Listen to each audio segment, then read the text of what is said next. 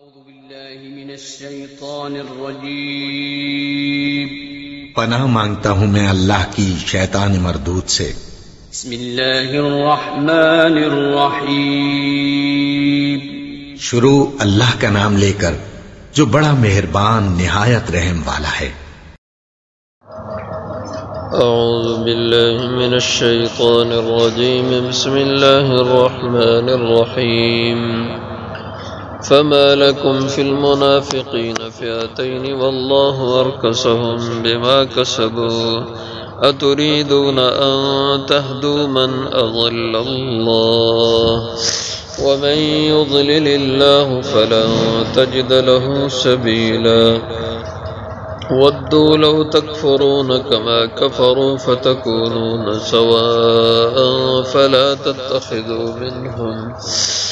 فلا تتخذوا منهم أولياء حتى يهاجروا في سبيل الله فإن تولوا فخذوهم وقتلوهم حيث وجدتموهم ولا تتخذوا منهم وليا ولا نصيرا إلا الذين يصلون إلى قوم بينكم وبينهم ميثاق أو جاءوكم حصرت صدورهم أن يقاتلوكم أو يقاتلوا قومهم ولو شاء الله لسلطهم عليكم فلقاتلوكم فإن اعتزلوكم فلم يقاتلوكم وألقوا إليكم السلم فما جعل الله لكم عليهم سبيلا فما لكم پھر کیا ہوا تمہیں فی المنافقین کے منافقوں کے بارے میں فئتین تم دو گروہ ہو گئے واللہ ارکسہم اور اللہ نے انہیں پھیر دیا بما کسبوا بسبب ان کے کرتوتوں کے اتریدون کیا تم چاہتے ہو ان تہدو کہ تم ہدایت دو من اضل اللہ اس کو جسے اللہ نے گمراہ کر دیا وَمَن يُضْلِلِ اللَّهُ اور جسے گمراہ کر دے اللہ فَلَن تَجِدَ لَهُ پھر ہرگز نہ پائے گا تو اس کے لیے سبیلا کوئی راہ وَدُّوا وہ چاہتے ہیں لو تکفرون کہ تم کفر کرو کما کفروا جیسے انہوں نے کفر کیا فتکونون سواء پھر ہو جاؤ تم سب برابر فلا تتخذوا منہم پس نہ بناؤ تم ان میں سے اولیاء کسی کو اپنا دوست حتی یہاں تک کہ یہاجروا وہ ہجرت کریں فی سبیل اللہ اللہ کی راہ میں فإن تولوا پھر اگر وہ پھر جائیں پھر وہ اگر پھرے اعراض کریں روگردانی کریں فخذوہم تو پکڑو انہیں وقتلوہم اور انہیں قتل کر دو حیث وجدتموہم جہاں کہیں تم انہیں پاؤ ولا تتخذوا منہم اور نہ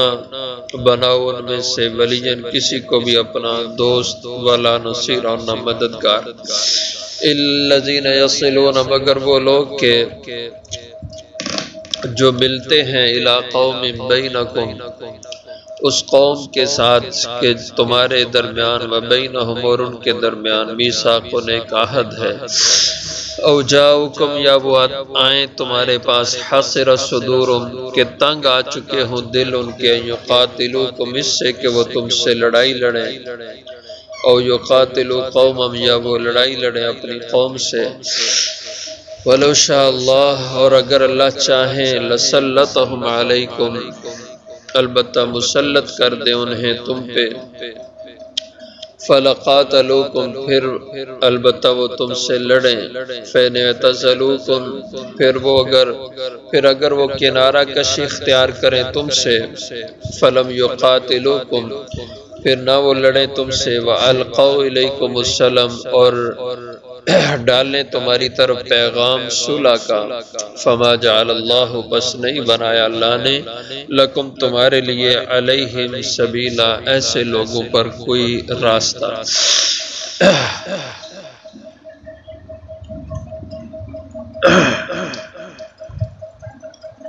ان آیات کا تعلق ایک خاص واقعے سے ہے۔ ایک دفعہ کچھ لوگ 20 تھے یا 30 تھے یا 40 یا 50 جتنی بھی ان کی تعداد مختلف لکھی ہے،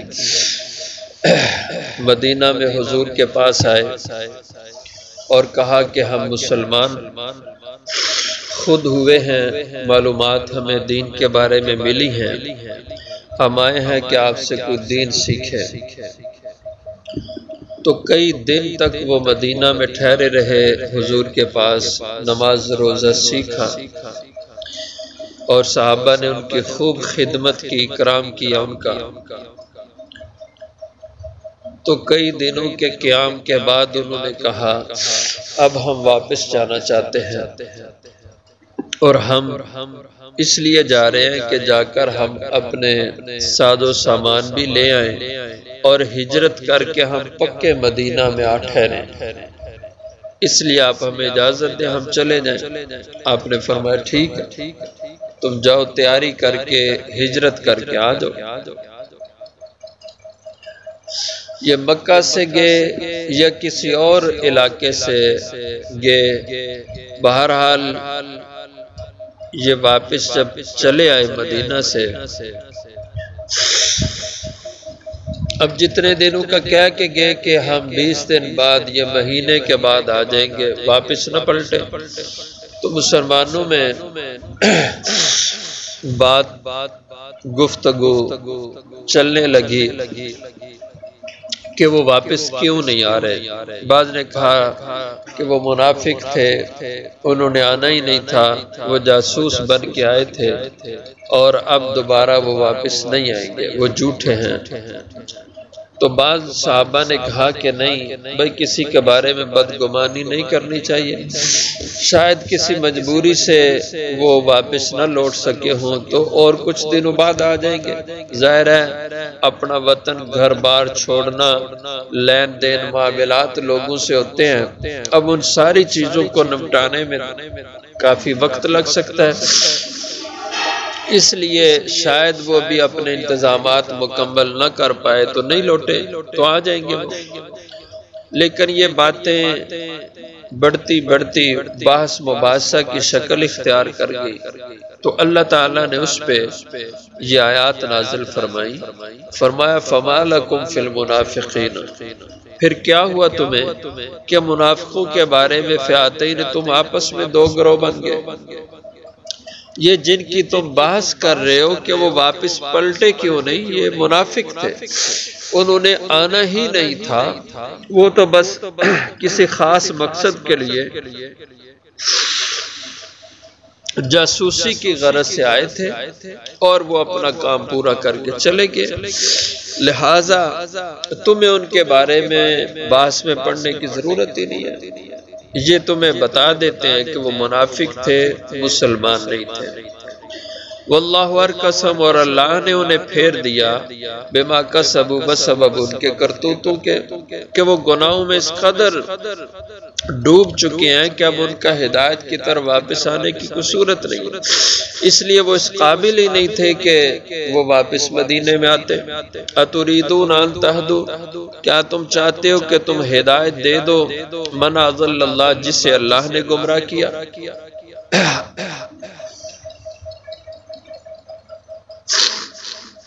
کیسے لوگ اب ہدایت کی طرف آنا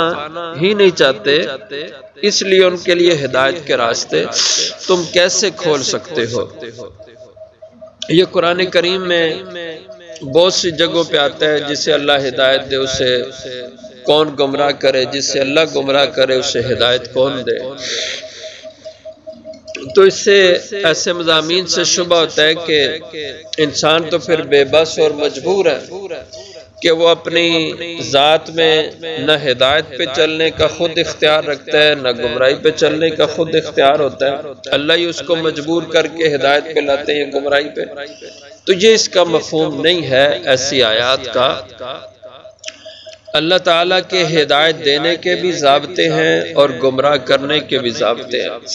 اللہ تعالیٰ ہدایت اسی کو دیتے ہیں جو ہدایت کی طرف خود آتا ہے، طلب کرتا ہے، اور اس کو ہدایت اللہ نہیں دیتے جس کے دل میں ہدایت کی چاہت ہی نہیں ہے اور کفر وہ چاہتا ہے، اللہ اس کو ہدایت نہیں دیتے۔ یہ بہت سی آیتوں میں قرآن پاک میں یہ مضمون موجود ہے۔ تو ایسے الفاظ کا مطلب، ایسی آیات کا مفہوم یہی ہوتا ہے کہ جن میں یہ آتا ہے کہ جیسے یہاں کہ تم کیسے ہدایت دے سکتے ہو جس کو اللہ نے گمراہ کر دیا، یعنی انہوں نے گمراہی کو خود اختیار کیا ہے، یہ ہدایت چاہتے ہی نہیں ہیں، تو تم کیسے ان کو ہدایت دے سکتے ہو۔ وَمَن يُضْلِلِ اللَّهُ، اور جس کو اللہ گمراہ کر دے اس کے کرتوتوں کی وجہ سے، یعنی خود اس کی طلب ہی گمراہی کی ہے، تو فَلَن تَجِدَ لَهُ سَبِيلًا، ہرگز نہیں تم پاؤ گے اس کے لیے کوئی بھی راستہ ہدایت کی طرف آنے کا۔ وَدُّوا لَوْ تَكْفُرُونَ، چاہتے ہیں یہ کافر لوگ، لو تکفرون، کہ تم بھی کافر ہو جاؤ، کما کفروا، جیسے وہ کافر ہیں۔ یہ کافروں کا مزاج اور فطرت ہے۔ جیسے آج کے دور میں بھی آپ دیکھ لیں کافر کس قدر کوشاں ہیں مسلمانوں سے ان کا دین چھین لینے کے، اسلام چھین لینے کے حوالے سے، اور اسلامی جو طرز زندگی ہے یہ چھین لینے میں وہ کس قدر متحرک ہیں، اور ہم لوگ خواب غفلت میں سوئے ہوئے، جیسے وہ چاہتے ہیں ہم ویسے ان کے پیچھے پیچھے بھاگ رہے ہیں، حالانکہ ان کی یہ دل کی تمنا ہے، ان کا یہ پروگرام ہوتا ہے کہ وہ مسلمان کو مسلمان نہ رہنے دیں۔ اور آج ہمارے ساتھ یہی ہو رہا ہے، ہماری ساری کی ساری زندگی کی طرز انہوں نے بدل کے رکھ دی ہے، ان کا ایک ذہن، ایک سوچ ہے، اور ہم لوگ نہیں سوچتے اپنے دین کے بارے میں۔ فرمایا یہ کافر چاہتے ہیں کہ لو تکفرون، کہ تم بھی کفر کرو، کما کفروا، جیسے انہوں نے کفر کیا، فتکونون سواء، پھر تم سب کفر میں برابر ہو جاؤ۔ لہذا فلا تتخذوا منهم ولیا، پس نہ بناؤ تم ان کافروں میں سے کسی بھی کافر کو اولیاء، اپنا دوست، حتی یہاجروا فی سبیل اللہ، یہاں تک کہ وہ ہجرت کر آئیں اللہ کی راہ میں۔ تو اس دور میں اسلام کے اس زمانے میں یہ ایمان اور اسلام کی شرط تھی کہ جو شخص ہجرت کر کے مدینہ میں آئے گا اس کا اسلام معتبر ہوگا۔ جو آدمی اسلام قبول کر کے مکہ میں رہے اور اس کو کوئی مانے نہ ہو ہجرت کے لیے، لیکن وہ ہجرت جان کر کے نہ کرے تو اس کا ایمان معتبر نہیں تھا۔ ایمان کے لیے ہجرت شرط تھی، اس لیے فرمایا کہ جب تک وہ ہجرت نہیں کرتے جو دلیل ایمان کی ہے تو اس وقت تک تم ان سے دوستی نہیں بنا سکتے، کیونکہ وہ کفر میں ہے، اور کافر سے دلی دوستی نہیں ہوتی۔ فَإِن تَوَلَّوْا، پھر اگر وہ لوگ روگردانی کرے، اعراض کرے ہجرت کرنے سے، تو سمجھو کہ وہ پکے کافر ہیں، مسلمان نہیں ہیں۔ فَخُذُوهُمْ، تو پھر انہیں پکڑو، وَاقْتُلُوهُمْ، اور انہیں مارو، حَيْثُ وَجَدتُّمُوهُمْ، تم جہاں کہیں بھی انہیں پاؤ، وَلَا تَتَّخِذُوا مِنْهُمْ وَلِيًّا وَلَا نَصِيرًا، اور نہ بناؤ ان میں سے کسی بھی کافر کو اپنا دوست اور نہ مددگار، إِلَّا الَّذِينَ يَصِلُونَ إِلَىٰ قَوْمٍ بَيْنَكُمْ وَبَيْنَهُمْ مِيثَاقٌ، ہاں ان کافروں کو تم نہیں مار سکتے، ان کافروں کے خلاف ہتھیار نہیں اٹھا سکتے کہ جن کا تمہارے ساتھ معاہدہ ہے براہ راست، یا یہ ہے کہ ان کافروں کا تعلق اس قوم اور قبیلے سے ہے جس کا تمہارے ساتھ معاہدہ ہے، تمہارے معاہد قبیلے کے وہ حلیف ہیں، ان کے خلاف بھی تم ہتھیار نہیں اٹھا سکتے۔ اور ایسے کچھ کافر موجود تھے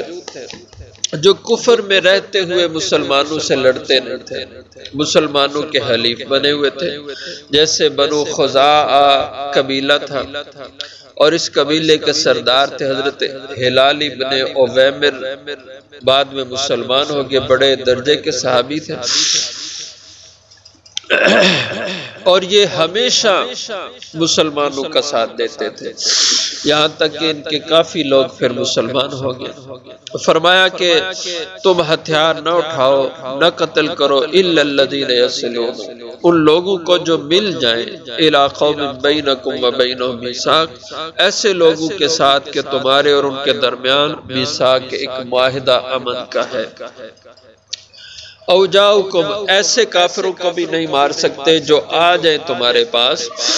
حسر صدورم، کہ ان کے دل تنگ آ چکے ہوں اس بات سے، ان یقاتلوکم، کہ وہ تم سے لڑائی لڑیں، یعنی وہ تم سے لڑائی نہیں لڑنا چاہتے، باوجود ہے کہ وہ کافر ہیں لیکن تم سے لڑنا نہیں چاہتے، ان کے ساتھ تم بھی نہ لڑو۔ او یقاتلو قوما، ان یقاتلوکم، کہ ان کے دل تنگ آگے ہیں اس سے، ان کے دل بند ہیں اس سے کہ وہ تم سے لڑیں، او یقاتلو قومم، یا وہ لڑے اپنی قوم سے، یعنی جو ان کے ہم مذہب لوگ ہیں، کافر ہیں، ان سے بھی نہیں وہ لڑنا چاہتے، ان سے بھی ان کا معاہدہ، پرامن لوگ ہیں، ایسوں سے تم نہ جنگ کرو۔ ولو شاء اللہ لسلطهم علیکم، اور اگر اللہ چاہتے البتہ مسلط کر دیتے ان کو تم پہ، فلقاتلوکم، پھر البتہ وہ ضرور تم سے لڑائی لڑتے، لیکن اللہ نے انہیں تمہارا حلیف بنا دیا یا تمہارے تحت انہیں کر دیا۔ فَإِنِ اعْتَزَلُوكُمْ، پھر وہ اگر کافر تم سے کنارہ کشی کریں، تم سے لڑائی نہ لڑے اور تم سے لڑنے والوں کا بھی ساتھ نہ دیں، ایسی کنارہ کشی اختیار کریں،